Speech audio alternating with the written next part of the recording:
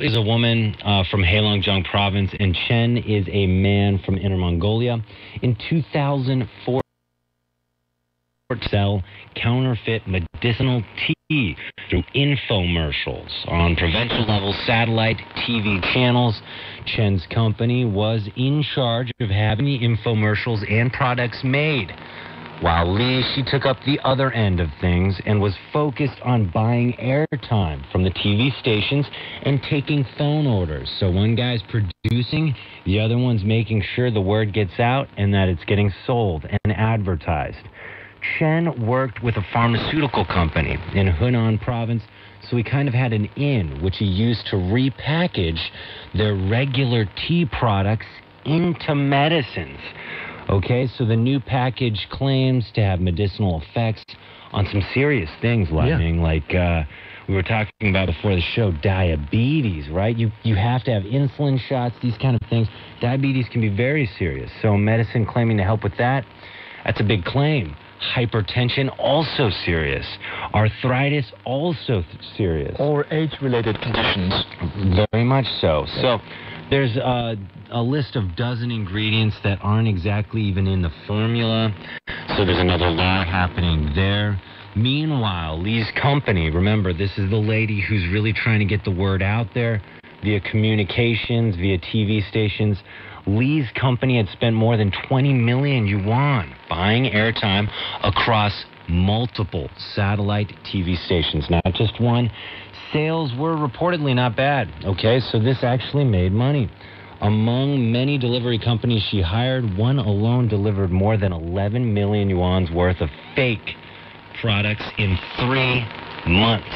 Okay, Lee and Chen's joint venture was busted after customers filed complaints at the Customer Rights Watchdog office. I guess the authorities found out Lee and Chen were passing regular tea products as medicinal teas, which required a whole different licensing process. So for those of you who don't know, TCM claiming to be TCM, there's special licensing that goes with being that kind of producer, which they definitely did not have, on top of a bunch of things. Basically, selling regular tea, falsifying the ingredients, saying it helps with serious things like diabetes and hypertension, which it didn't. It is just the tea like me and you would drink at a nice tea shop or a cafe, these kind of things. Nothing more, nothing less. Yet, we see on TV this medium to the mass public. Somebody's claiming it's kind of a wonder drug. It's kind of a wonder fix. So this is the crux of the problem. Another question here is it such a big deal? Because is TV really relevant anymore? Are infomercials and these kind of things in the past definitely were they relevant, but now are they so relevant? So sure, this is a problem, people selling fake goods, but are they selling it through a dying medium that we shouldn't even really be focusing on? Yeah, that's a good question. Also considering that this company has been making so much money, then I guess they said they did okay. It was just one delivery company that had made, 11 million won's worth of fake products in 3 months. So I don't think they were like ginormously successful. I think they got stunted in their growth, but it did seem like they were making some profits. Yeah, so certainly there are more than a handful of consumers that were that have fallen prey to this company and the fraudulent business that they were engaged in. And a lot of complaints came in as people were confused about what an infomercial is, and also TV shopping. I understand it's supposed to be convenient. You can just make that order. So give us a little bit more of a definition or background between this infomercial and its relationship to TV home shopping. Okay, like Ryan introduced, this girl and this woman and this man, Lee and Chen, were promoting their products using TV infomercials, which is a form of media that are often mistaken as TV shopping by people who are not trained to know the difference. And most people like us would just refer to those things as 电视购物 in Chinese, just many concepts wrapped up in one idea. So a recent industry report in 2017 indicates only 30% of consumers in China could tell one from another.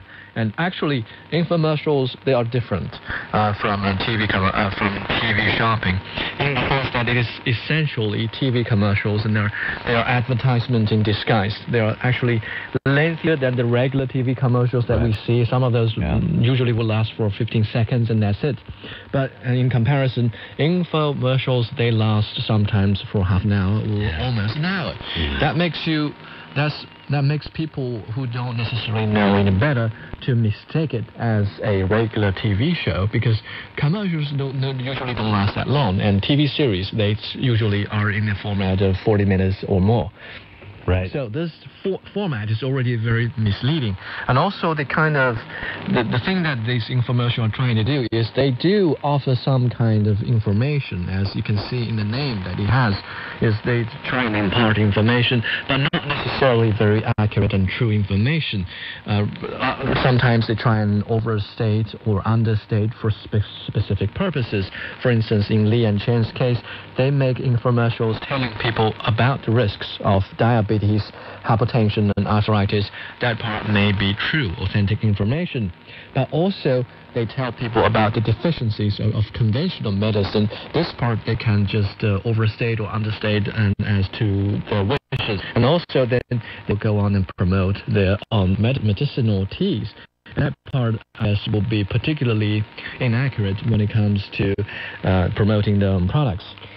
Right. An infomercial basically tells you just what they want you to hear, right? So you're not getting anything close to a whole story, a journalistic piece. This is basically saying, hey, diabetes is bad, hypertension is bad, look how it affects these people's lives. Oh my gosh, on top of suffering from diabetes, these medicines are expensive and they're going to make you broke. But guess what? There's this tea out there that's going to save your life. And then suddenly jumps up and he's like, oh, I don't have arthritis or diabetes. And he's just drinking tea out the entire commercial, and or you know, it's some guy selling this at a counter or in a hospital, and he's like, sir, drink this tea. And then suddenly jumps out of his hospital bed and he's like, let's go for a run, you know? This kind of thing, they're very overhyped, you know? But basically, they knock on their competitors and they say, hey, look at us. We do the same thing and we're cheaper, or we're this, or we're that, you know? So they strike this fear into you. Mm-hmm. They're like, hey, these are serious things. And if you don't treat them, you're in deep trouble. Yeah, so that's how misleading those infomercials can be. And these guys are claiming to help you, but really, they just want your money, and they're not that helpful. But we are here to save the day. Mm-hmm. And boom, then you have your infomercial that lasts maybe 40 minutes saying how this is such a great product. But to give you the idea of what the difference is necessarily between TV shopping and infomercials, because I'm sure you're asking yourself that question, because I was maybe 4 hours ago when I was really looking into this. There is a difference. As it pertains to China, I will tell you what that difference is. So infomercials, Lai Ming explained it perfectly. Advertisement, lengthier. Lengthy advertisements telling a story. They have like this kind of plot where they construct themselves of talking about what they're going to do, knocking their competitors and promoting themselves. All right, so the TV shopping channels are run by state-owned TV stations. Therefore, more strictly, they are supervised. Like overseas counterparts, they are more professional and focused on explaining and demonstrating products to help consumers. I guess this wasn't always the case, but like infomercial business, there used to be a time when TV shopping was plagued with inaccurate representations as well. But in 2015, China's consumer rights watchdog examined 120 commercials and 33 TV shopping shows and 12 TV shopping channels, and focused and found 111 of them were in violation of regulations. So they're really cracking down on their end of things, right? So TV shopping channels, as I understand, they're the more legitimate of the two being represented of selling goods on TVs here in China. Even CRI runs a TV shopping channel as well. So I was told that business was pretty good. Yeah, and here I think for a lot of people, infomercials, you sometimes see doctors or they're wearing white lab coats, and you don't necessarily know if they've got the certification, but they make all these claims, and like you guys have mentioned, it's lengthy, so sometimes it's actually easier than you would have thought to mistaken one for another, and this is all very much based on TV advertising. Yeah. So yeah, like when we look at the current situation, when you have so many people that are cord cutting, so they're not, they're turning away from television. Do you think that this is still a highly or a relevant medium for advertising? Well, I think here, in 2016, China's TV shopping firms hold 36.6 billion yuan's worth of products, a decrease of 8% actually year on year. However, new forms of TV shopping based on the internet expanded 46% year on year. So, what is that, Yang? That is literally just a transfer of platforms. TV is not your one-stop shop like maybe new media is, right? Now we want everything, TV, internet, phone, WeChat, all on one thing. So TV is not necessarily that mobile, that kind of thing we're looking for. So I would say it's just transferring over to new media. And in which case, I think you'll still find the same kind of things apply. That is a great plot to benefit or show your product in a bright light. And another thing I want to talk about here is that there are good presenters out there. Like in the U.S., I'm sure any of our listeners remember Billy Mays here with a fantastic new product, OxyClean Oxy Wipes, guaranteed to get those really bad stains away. I can't do it like him, obviously. This is why the dude was well known. He was actually a celebrity. And here in China, we have an example of a Taiwanese presenter called Ho Xingzhu, who invented a style of passionate ranting and acting. He was able to convince customers that a tiny chip of man-made glass was actually a rare diamond with extraordinary craftsmanship. This piece, I guess, was sold for a lot of money, but bought for like 6 yuan. So, this is also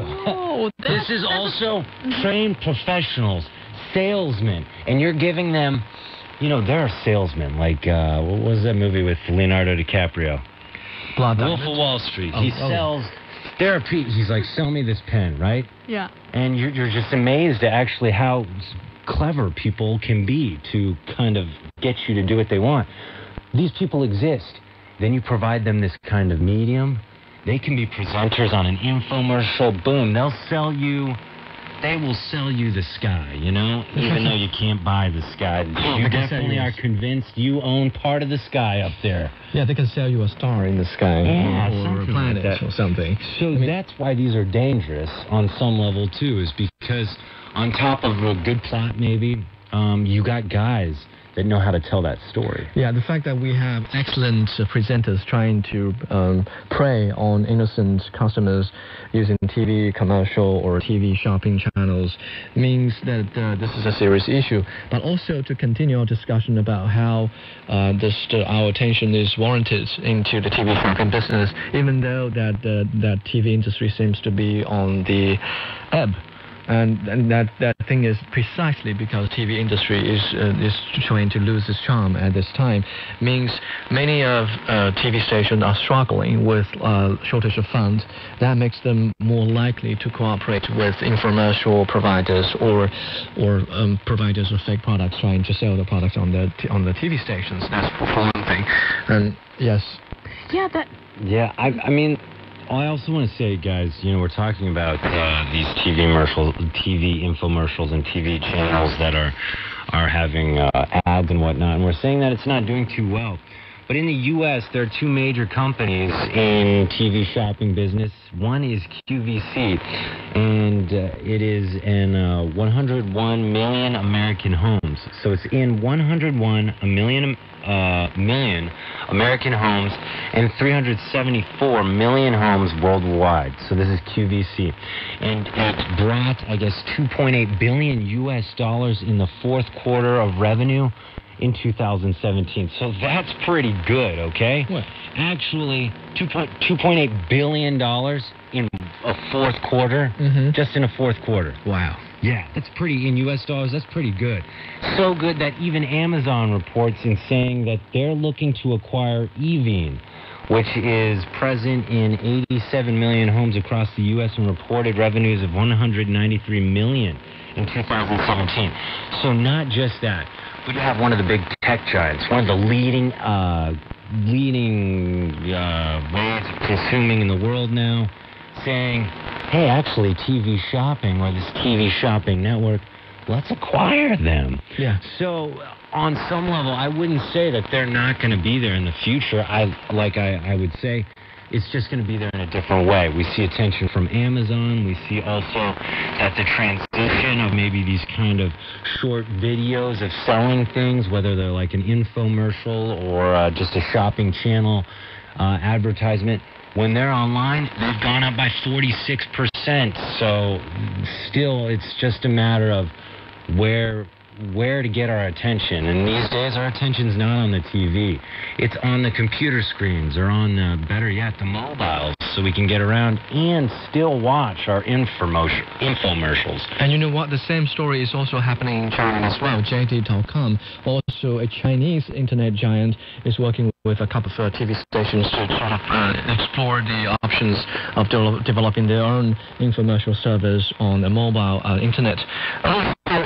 Even when we don't talk about this TV shopping related to information technology, the industry alone is doing well as well. According to a 2017 report on TV shopping, the number of customers has exceeded 75 million in 2016, and that was an increase of 10% year on year. And also, female viewers make up 63% of all TV shopping customers, and yeah, that we don't see them stopping watching TV anytime soon. As well, one more thing to note: the fact that a lot of Li and Chen were promoting age-related medicines or fake medicines means that not all TV viewers have moved on to the information age. Not everyone is taking up their mobile phone to watch TV. There are older people who are not necessarily well aware of the traps and intricacies of the modern world, modern information technology, and they will very easily fall into the traps.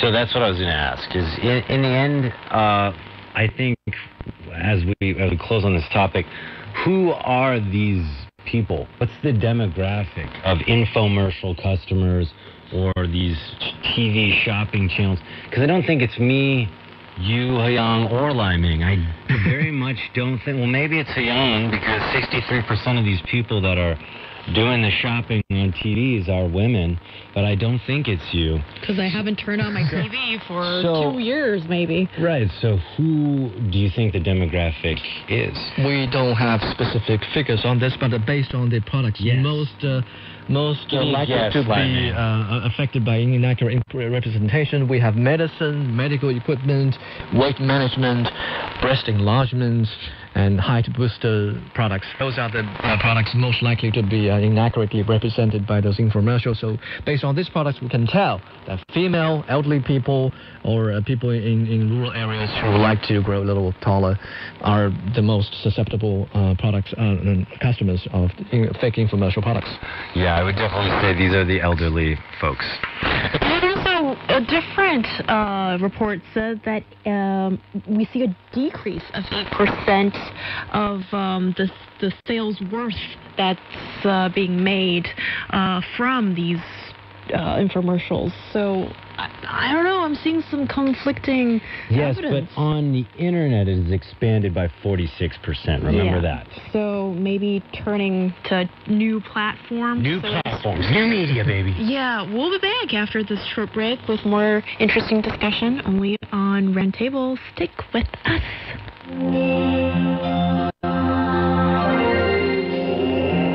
There is is a legend of a mystical sofa which grants its users the power of ultimate awesomeness.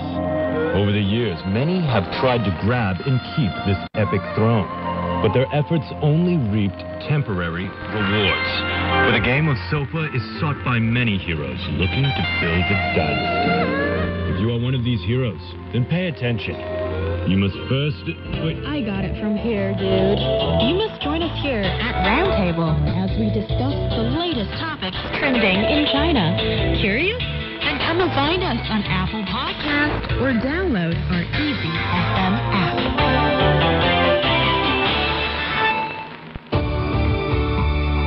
The 5th China-Beijing International Fair for Trade and Services, CIFTIS, will be held at the China National Convention Center in Beijing from May 28th to June 1st. Informed opinion and heated debate. Find out what's got China talking. And join us for your roundtable discussion.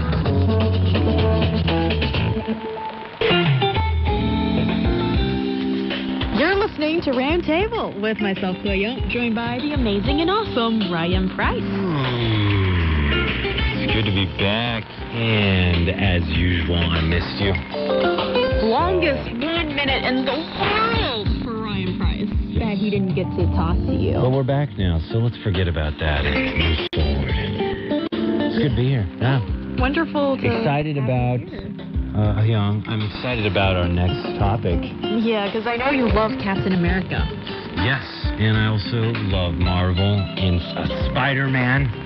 When I grew up, was an idol of mine. So yeah, and I like Batman so much. So yeah, well, you know, we can't all be winners. So we're not in the same camp. We can't all be winners. Yeah, I was really unhappy that Justice League did not do so well. So it could I knew as soon as they casted Ben Affleck as Batman, it was going to tank. And even Batman versus Superman wasn't that great. Oh, well. It was not great, but you know, when you get Benedict Cumberbatch, Tom Hiddleston, and just this all-star cast that the Avengers have. Chris Evans, everybody's like saying, DC who? Well, I like DC who? Well, just by that little conversation there, I think we've got another Marvel fan, possibly, or observer, Mr. Liming on the show. Oh, hi. Yes, I was obligated to watch Marvel because I used to be... Don't say obligated. You wanted to. I was Forced out of it. They held a gun to me and they said, watch this movie. And I was like, fine. Yeah, I would like to do it without you pointing a gun at me. Yeah, and Liming being our movie critic for actually quite a few years on... Oh, boy, so we're going to get some lush conversation on this, pal. Yeah, so coming, we'll talk about Marvel's latest installment. What was it called? The Avengers. Yeah. That's the easy part. What is it? Infinity War. Okay. I did my homework.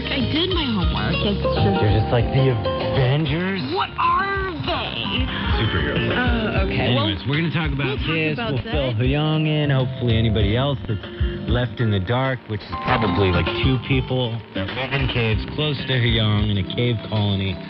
We'll fill you guys in. And we'll also have Liming being the movie critic here to help us review the 10 years of Marvel in China. And we have a hot debate to make. Yeah. A husband said he'll quit smoking if only his wife cuts spending on cosmetic products. Does it make sense? Baby, you're beautiful just the way you are.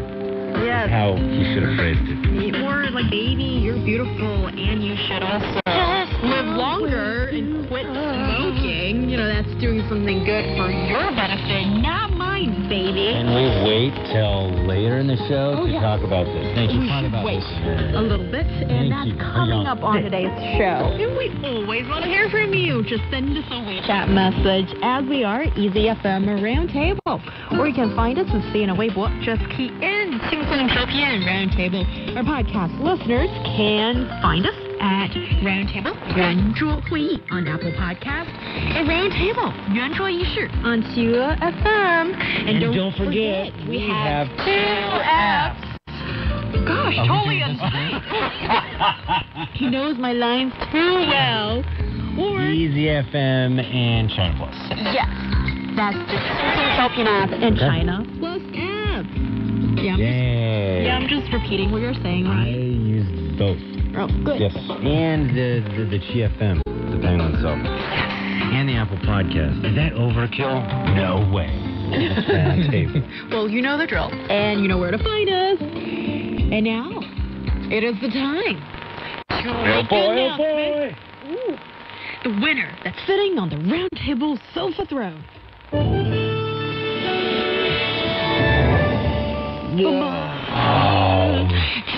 Yeah.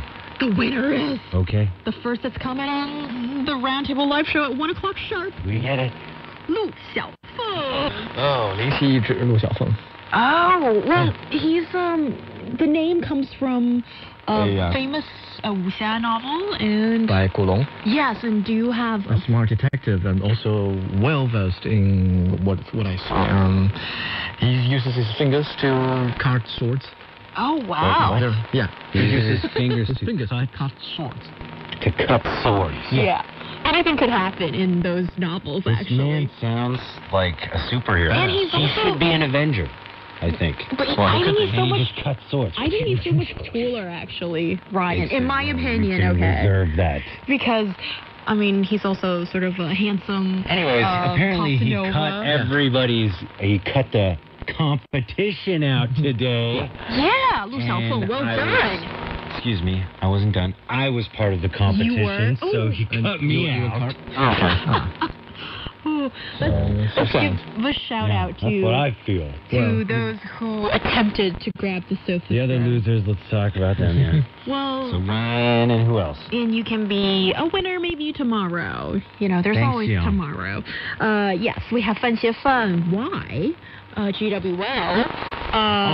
GW, what has happened to that guy? Well, He's just, maybe his internet service got downgraded, GWL. Maybe he was a little too eager, too early today. How are they treating you over at China Unicom? Maybe he's having Did they take away that 5G because you were abusing it to get the throne? Maybe he's told you, having man. a baby and he would like to downgrade his internet expense. This downgrade consumption, you know, that doesn't apply to everybody. No. Some people still like the finer things in life. I mean, like fast internet. So, and thrones. Yeah. And 原来名字能够这么长. Hello, you're really close. You're just a little too early. 陈子文, hello. 席连富, 热心市民冯大叔, Uncle Feng, and Tina. Hello to you guys. Oh, we also have Dian Dian telling us, giving us the latest update on the weather condition in Nanjing. Heavy rain and windy. Yeah, it's so- getting better over here in Beijing, so. Yeah, today's a really beautiful day. It is nice in the weather, like, the temperature, sorry. It's cool, not too hot, not too cold. A lot of sunshine. So basically, Dian, I'm telling you, eat your heart out, be totally jealous. We're having great weather over here. We are, and we're enjoying the good weather.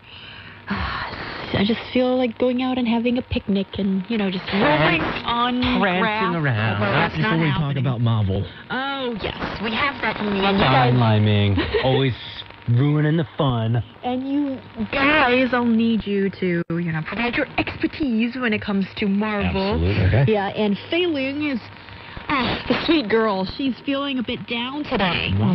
Having some work issues. Tough day. Well, let's give her a little bit of a mood booster, can we? Yes. First of all, thank you for listening to this show, and hopefully we have already brought your spirits up to some level, but I'm sorry you're having a tough day at work. Those days are unfortunately unavoidable to some extent, but treat yourself. Do you know what I mean? There's this show where the phrase got really popular. It's called Parks and Recreation. And this guy has a saying for any time someone feels down at work. He's like, yo, Lai Ming, you feeling down? Treat yourself. Go out there, get an ice cream. Go see Avengers Infinity War twice. Okay, I will. Treat yourself, and you'll feel better. So after work today, treat yourself. And that's what I think you should do. Yeah, and we're sending you our love and support from Roundtable. As well. Yes. And tomorrow's going to be another day. Oh, yeah. This is not going to last. Gets better tomorrow. Absolutely. So. And treat yourself today. You know, it's how you get through the week. Just enjoy your life. And enjoy the show. And enjoy this show. Yes. Well, now, let's switch gears. And I know you guys just cannot wait to get into the Marvel universe. Yes, Marvel's latest superhero ensemble, Avengers Infinity War, has earned close to 2 billion yuan from the Chinese market in just 12 days.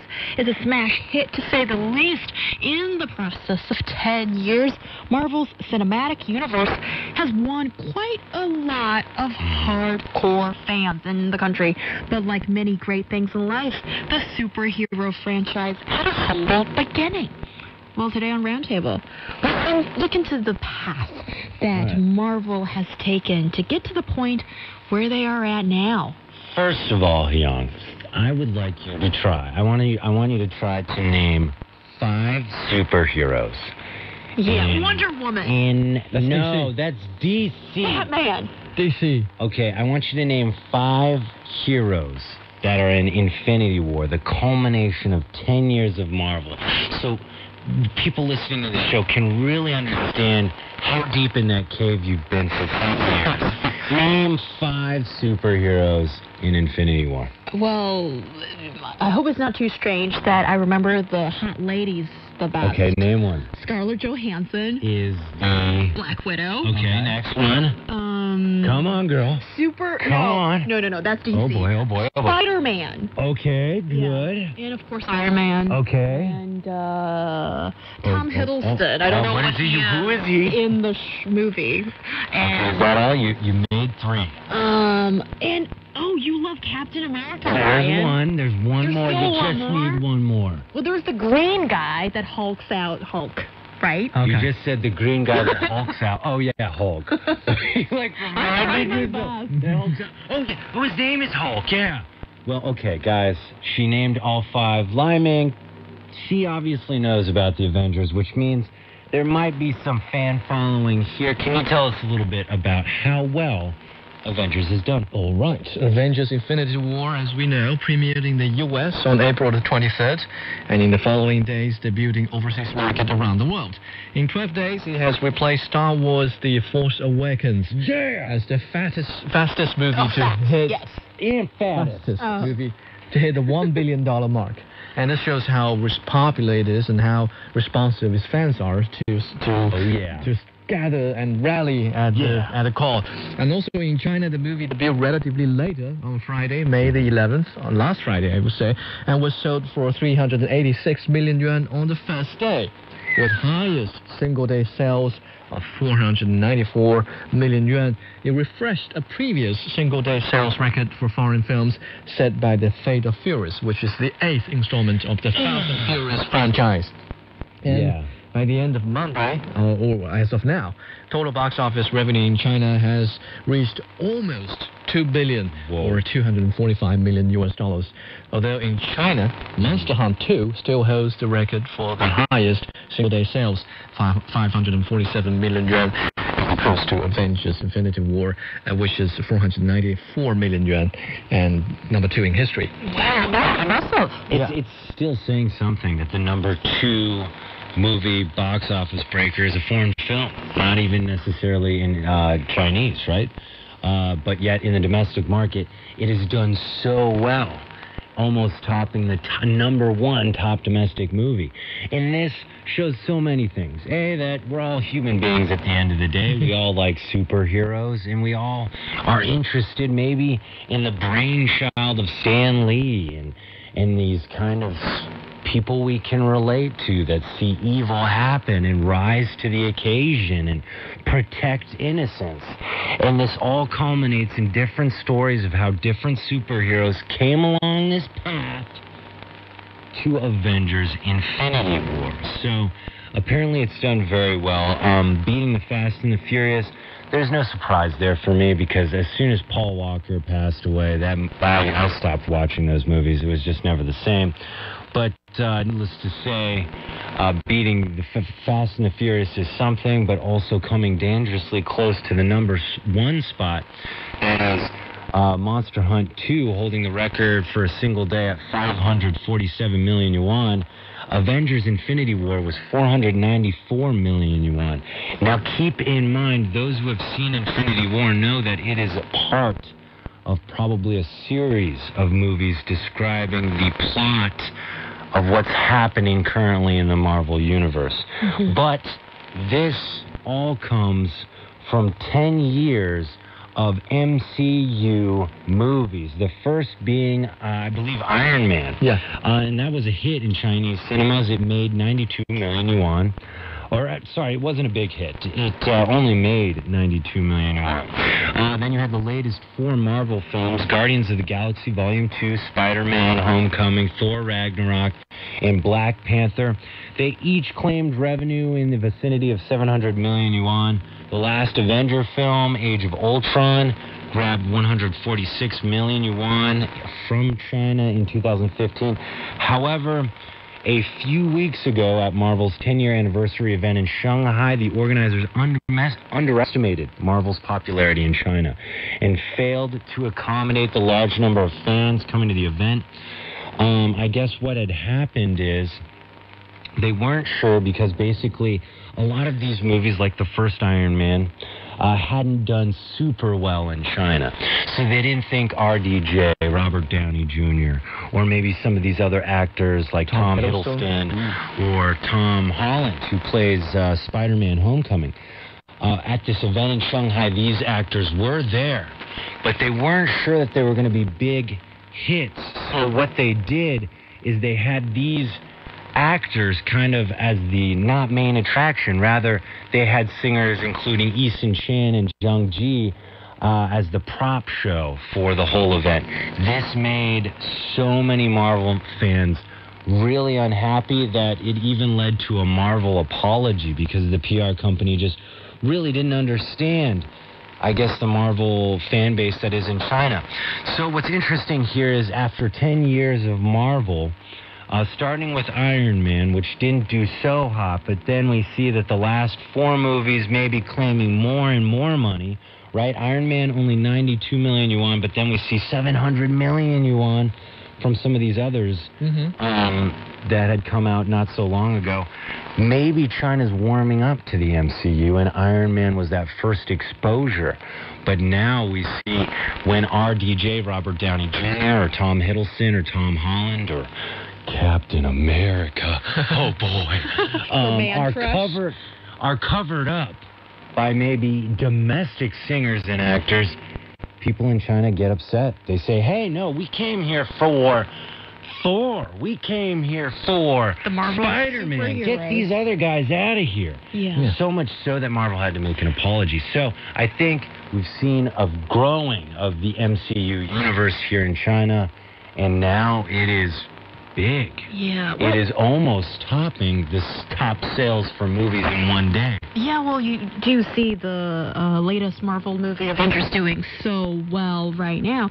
Wei Ming, I have a question for you here. That is, within the last 10 years, we've seen the Chinese movie market transform itself, really have grown exponentially. And that's also coupled with the development of and growth of Marvel in China. Yes. So how much of it is simply the fact that the movie market is growing fast? How much of it is actually that, wow, it's Marvel, that universe is also capturing the imagination and attention of Chinese moviegoers? You know, a few years ago, before I left for an assignment in DC in the U.S., I was working as a movie critic. I watched almost every Marvel film in the cinema, and I was able to observe lucky guy how people reacted to those films. And I have to tell you, this time, the very first Avengers film that I've seen after I came back was very, very impressive. I saw people, young people, high school students, young people gathering in the cinema where I went to watch the film, and it was treated like a carnival or something. I mean, it was so impressive. I was overwhelmed by the sheer number of people trying to hit the cinema and watch the film on the first day of its release. So that part certainly is there, and also, but I think the fact that the Avengers Infinity War was able to make so much money has to do a lot with the fact that China has been trying to boost its cultural industry in the sense that they're trying to build more cinemas in cities, especially in smaller cities, not just except for Beijing, Shanghai, and Taiwan, Guangzhou. So we have some figures here. More moviegoers from relatively smaller cities are going to watch Marvel films. According to user profile data from Maoyan.com, which is an online movie ticketing platform, people from the second-tier cities accounts for 42.1% of all people who wish to watch the new Avengers film, and they actually contribute 43.8% to the box office revenue. And then following this, people from second-tier cities, we have people from fourth-tier cities who account for 22.6% of those who wish to see the Avengers Infinity War. And in comparison, those of us living in first-tier cities only account for 15.5%. Well, keep in mind, this is using one app, you know, maybe people have different buying preferences. I would like to see the different apps out there and see how many, like what is preferred in first-tier actually relevant, because I don't think that this maybe is the app people use in first-tier cities. I don't think we know that. So anyways, the fact is people are going to see it. Movie theaters are buying it and showing it, and there's more movie theaters than ever, and they're all seeming to show this Marvel thing. And in doing so, you know, the Chinese people have choices between these domestic films and Marvel, and they are starting to choose Marvel. And here's my deal, you know, I like superheroes. I think around the world everybody has dreamed or has thought of, whether it be like through anime or through, you know, Marvel. Real person acting. Yeah, superheroes or heroes in general. And Marvel is just a different take on a hero. And what I want to say about this new movie, because we got to get to brass tacks here. I didn't love the new Avengers. I didn't love Age of Ultron so much. I liked the interaction between the superheroes. Like there was a scene where everybody's trying to pick up Thor's hammer. Somebody almost does it, and you can see Thor's face kind of freak out a little bit. But like these kind of, I liked that interpersonal interaction between your favorite superheroes growing up. But the rest of the action just seems to be so... like, oh, there's an army, bad guys, fight them, boom, Avengers win. This kind of same storytelling, which I don't think will last forever, Marvel. And Age of Ultron was kind of left off, not Age of Ultron, Infinity War, just kind of left off on a cliffhanger I didn't love.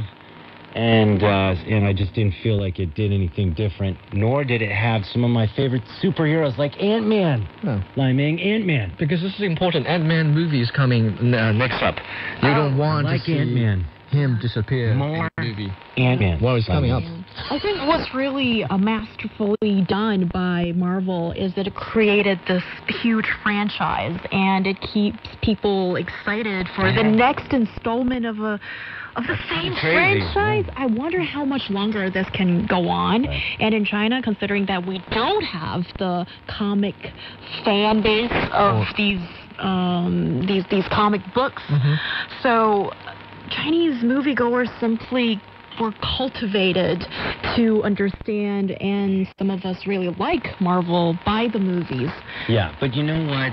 A lot of people that love The Lord of the Rings never read the books. So it's that kind of situation. Yeah, maybe it's just a new generation of consumers. You don't have to read the comics to appreciate these movies. Well, there you go. Coming from two Marvel fans and observers. One DC loser. Well, I think I'm not a loser in that Justice League was the best movie ever. I liked Wonder Woman, yes. You're listening to Real Paper. Coming up next, more interesting discussion. And it's relationship related. Yes, on Roundtable. Stay with us. Looking for passion? How about fiery debate? Want to hear about current participants in China from different perspectives? Then tune in to Roundtable, where East meets West, and understanding is the goal. It's the hour of Roundtable. True commitment means that you're willing to make sacrifices to keep a relationship alive. One would have thought. And I think the ladies can all agree that until our valuable cosmetic products are on the line, a husband said if he quits smoking, the wife will have to reduce spending on cosmetic products, and this family feud became a very much discussed topic on Chinese social media. So let's discuss it now. First of all, dude, husband, to the husband, your negotiation ground that you're standing on, it's really hurting you more than it's hurting maybe other people, all right? Yeah. That's not good for your health. It's like, hey, I'm going to kill myself, or I'll stop killing myself if you stop buying cosmetics, you know? Like this kind of mentality. Dude, you shouldn't be smoking in general, so you should just quit with or without your wife quitting her cosmetics. But hopefully he's banking on this. His wife loves him. Oof, that's a gamble, homie. That's a gamble, because sometimes women love cosmetics a little bit more than they love their men. That's true. Or at least in the moment when they're shopping, they're like, don't talk to me. I'm buying stuff. And you really don't feel the love then. And you go outside and you have a cigarette and you cry. Then you come back and you're like, listen, it's either I keep smoking or you do something about those cosmetics, and I don't know how this is going to pan out. Well, I think this arrangement has more